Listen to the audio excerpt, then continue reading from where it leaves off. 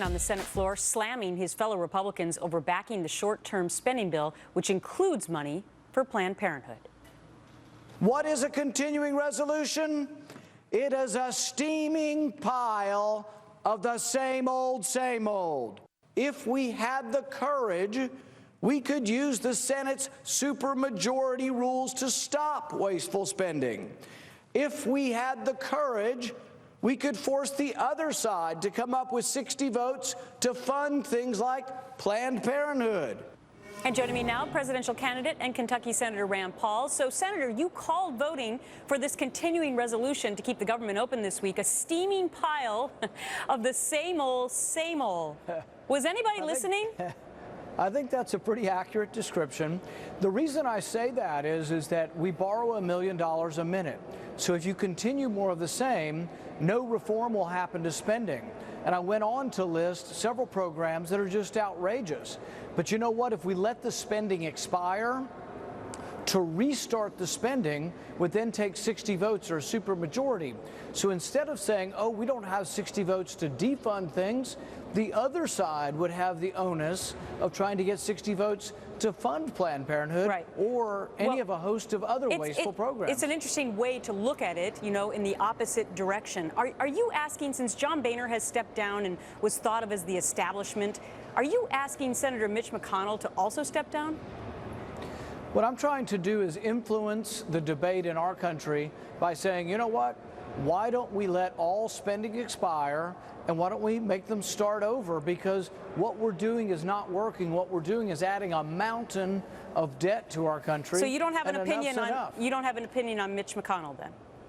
This isn't about an individual. It isn't about any one person. It's about the government going bankrupt. It's about our country going bankrupt. It's more important than making this about a personal battle. What it is about is there are hundreds and hundreds of regulations that President Obama has passed. I would defund all of them. Okay, let's take a look. There are hundreds and hundreds of programs. I would defund those. Let's take a look let's take a look though at how the American people feel about this. I don't know if that's relevant or not in your mind and what happened today, but the fight over Planned Parenthood, 61% oppose defunding, but it's a little different when you look at Republicans. 55% want to defund it versus 40% who are opposed to doing that. But 9% of Americans support shutting down the government over this issue. Only 9%. I'm not arguing in favor of shutting down the government. What I'm arguing in favor of is letting the spending expire. It could expire for a minute, and then in the second minute, you could reappropriate the money in the normal fashion.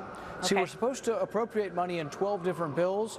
These are all glommed together on one bill, and there's no reform. So what I'm asking for is that we reform spending and we don't keep doing more of the same, because the status quo is bankrupting America. Yeah, it seems like we talk about the continuing resolution every time we get to this point. I want to move on to this. President Obama and Russian President Putin, as we all know, they met face-to-face yesterday in New York, 90 minutes with no real breakthroughs. So, Senator Paul, what's the real story in your mind of what that meeting was all about and what it accomplished? Well, I think we need to continue to have discussion with our adversaries, even when they're acting in a bad way.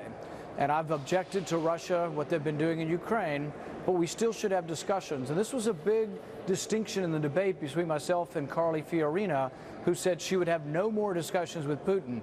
I think that's a very adolescent sort of approach. And I do think that throughout the Cold War, one of the remarkable traits of Ronald Reagan is that he stood firm.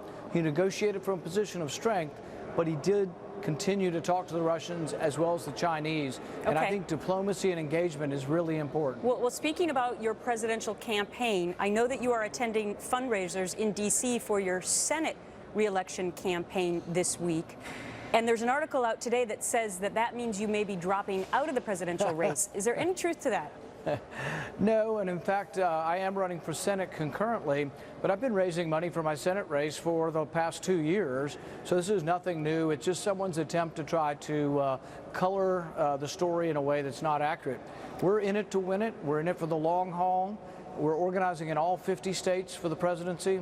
We have 350 college groups that are started in different colleges across America. Okay. So no, we are in it to win it.